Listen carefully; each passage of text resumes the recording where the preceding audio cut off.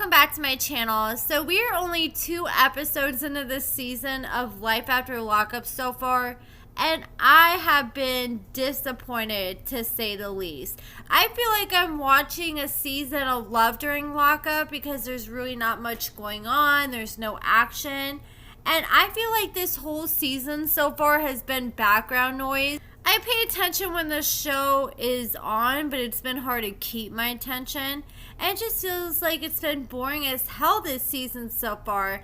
And I think that producers need to start doing polls from the viewers and letting them vote on who gets to come back. Maybe the production can pick 2 out of the 8 or 9 couples they bring back, and I feel like they should let their viewers vote in the rest of the cast that gets to come back, because I feel like the producers really dropped the ball this season, because over 3/4 of the couples I'm not feeling at all. We haven't even seen all the couples yet, and if I could have rated this last episode, I literally would have rated it an F. I think they need to take some inspiration from season 2, because that was a fire season. We had Clint, Tracy, we had Sarah, Michael, and Megan, and then we had Lizzie and Scott, Andrew and Lamar, and Brittney and Marcelino. That was a fire lineup right there. They be trying to have way too many filler couples, and we don't really need all those filler couples. We really only need 4 or 5 couples we need to focus on, and maybe 1 filler couple max. John just posted him and Lacey today and said that they're married. Hell, bring them back, because they always got some kind of toxic drama going on. But now I want to talk about Brittney and Kerok in this last episode. And Kerok was pissing me off, man. I feel like the producers probably realized that Kerok and Brittney's storyline has been a little dry. So they probably went to Kerok and was like, hey, we know you're probably going to want to propose soon. So we're going to need you to really up the ante and make it crazy. And make Kerok talk Brittney into going skydiving. And so Kerok comes to Brittney and was like, you know what? If you want to marry me, you're going to have to prove your love to me by jumping off this plane. And I'm sorry, there's no way in hell we just would not be getting married if you came to me with the ultimatum like that. I feel like it's the equate of telling someone, if you jump off a bridge, I'm gonna jump off a bridge, because there is no way in hell that I'm gonna have a risk of losing my life just to prove my love to you.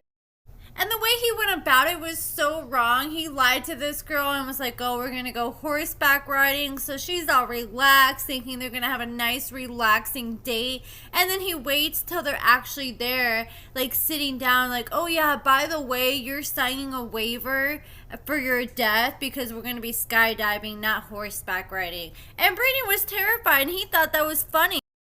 I got curious how dangerous skydiving really is, so I decided to Google it, and what I found is 1 person ends up passing away as a result of skydiving out of every 167,000 jumps. So it says you're more likely that you'll die from a lightning strike, a dog bite, a wasp sting, a bike accident, choking, or a motor vehicle crash before you're likely to pass away from a skydiving incident. So they jump off the plane, Kerok and Brittney. They're both going with an instructor with each one of them.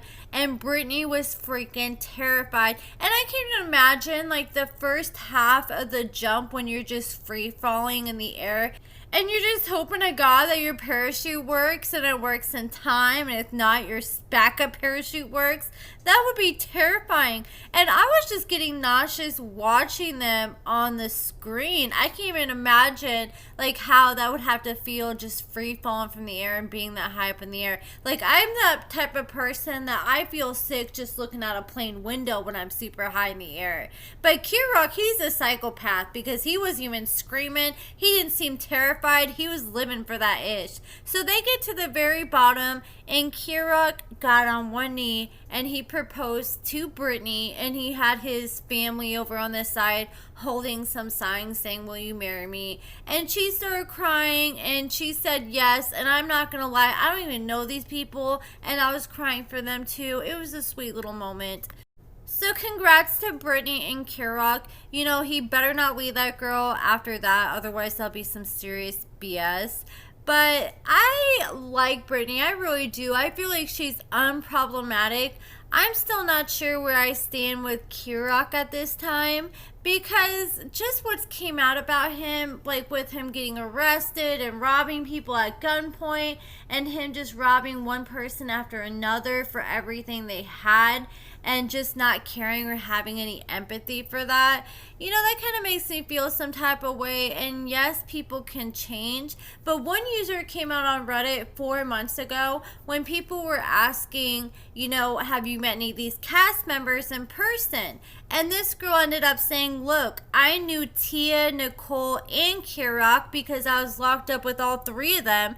And she said that she was locked up with Tia and Nicole and that they were fighting out in the concrete and beating each other up all the time because Tia was constantly cheating on Nicole. She shared a lot of people she was locked up with were strung out on Suboxone, including Tia and Nicole.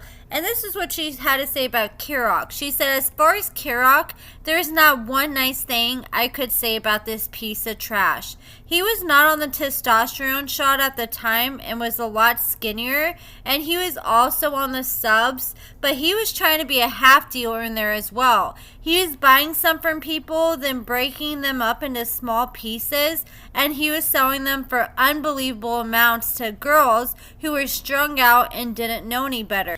Literally letting them get in debt to her because no one could pay what she was trying to charge, but they're junkies. So of course she was beating up these poor vulnerable white girls, and her little buddies literally ganging up and jumping the girls and taking all their possessions. Once she left a girl naked in her cell with absolutely nothing, not even state clothes. She beat another girl with a belt. I feel so bad for the girl Brittney. I know Kerok will continue to hurt her. Right before I left there almost 3 years ago, the new thing was getting spice inside and they were smoking that, aka K2. So I'm positive this money that Brittney and Kerok is investing is her doing the same old tricks before, buying $100 worth of something, then breaking it down to smaller amounts and ripping people off who can only get $10-20 at a time, or maybe just get money once a month. So she fronts them the drugs plus interest and makes a huge profit. It's disgusting. Oh, and there once the Suboxone was going for $800 to $1,000 during COVID, and they're about $150 to $200 normally, and just one cig of the spice can go for $10 to $20. Then someone was like, well, how was she, putting hands on these girls and doing all these deals if she was in prison? Aren't there guards around? And she says, the CEOs do not really care. They're overworked and they're underpaid. Things got even worse during the pandemic when the guards were quitting and there were barely enough staff. Also, a lot of times these things will happen in the cells. There's no cameras in there, so they go in and they close the door behind them and you're locked in there. The only way to get out is to push the intercom button on the wall by the door. If you're being jumped by multiple people, that's not going to happen. The officers are outside of the pod in a vestibule area that we call the bubble because it's like plexiglass all around in a circle, and there'll be 4 pods out that main vestibule area, each with a wall that is also plexiglass so they can see inside from the bubble. There will be 2 to 3 officers working the whole time like that. One will be walking around each pod every 30 minutes to an hour, but they just do a quick walkthrough. So after they walk out people, they still have some time to do things, and each pod has about 100 to 120 people. So she explains that they had about 400 to 500 people in the building with only 3 to 4 guards at a time. That is crazy. I believe everything that Reddit user was saying because I used to talk to Tia's ex-girlfriend that she was with before she was with Nicole. And this is the same girl whose name Tia had tattooed on her neck. And she shared so many details about Tia when she was in prison while she was with her. And she said everything that this girl was explaining about Tia in prison is the same things that her ex was sharing with me too. So I believe everything she was saying, and I have a hard time liking Kerok hearing these things, even though they're over 3 years ago when he was locked up with this girl. Kerok's growing on me though, but there's still something about him that I'm just like, I don't know. Like, it's gonna definitely take some time before I can get an accurate read on him.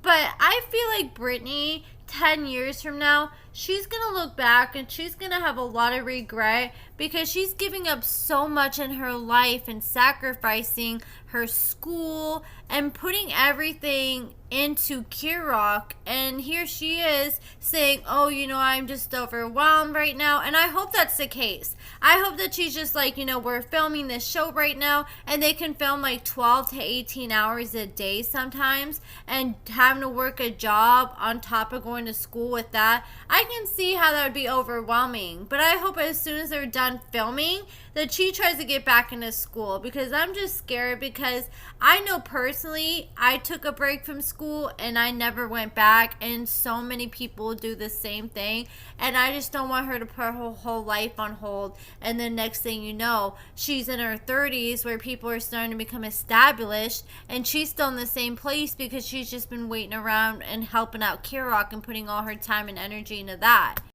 Especially with her wanting to have children, I feel like she should focus on getting her cosmetology license before she has kids, because otherwise she's going to look back and wish she would have did that before she had these.